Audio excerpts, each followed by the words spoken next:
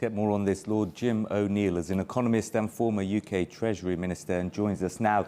Good to see you, Jim. Let's start with that last point in that piece then. In principle, is this a necessary investment given the ballooning costs that we've just been hearing about and the strain on public finances we're seeing in the UK at the moment? I mean, I think the latter part of your question isn't directly relevant. If for long-term infrastructure projects, or it shouldn't be relevant.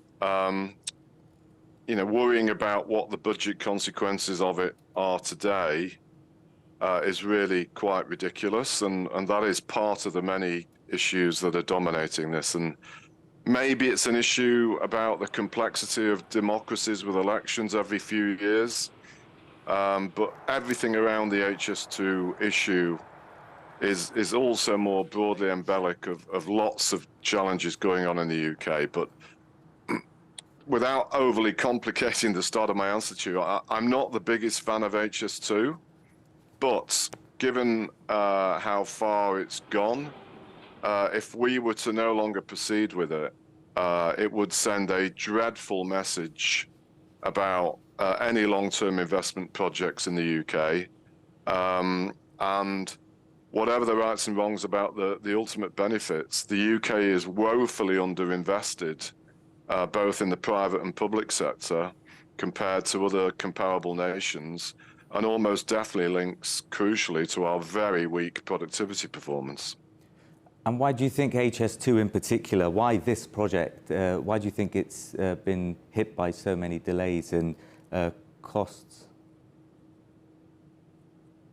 Well, I think at the core of it are three different issues. First of all, and I'm no rail engineer, but I think technologically and technically, it's very ambitious for a country as old as ours in terms of historic infrastructure. They're trying to build they'll have to build whole new lines to get it in and out of central London. That's part of the latest almost farcical discussion about some change.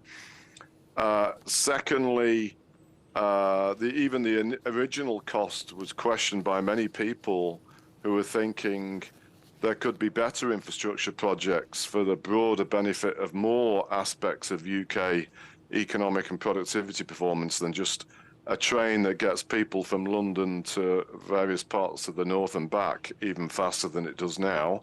And I happen to be somebody in that camp.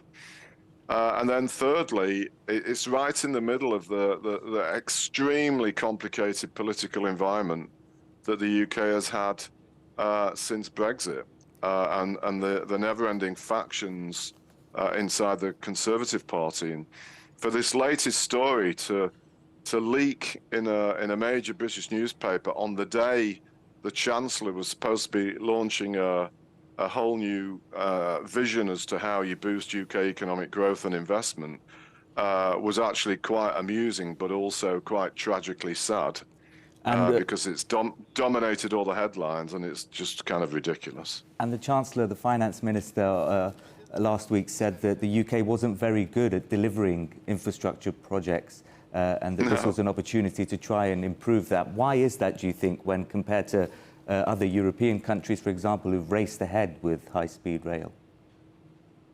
I think I want to just caution slightly with some part of that question that, we're not the only Western democracy that struggles on these things. The United States is notorious for problematical public infrastructure projects.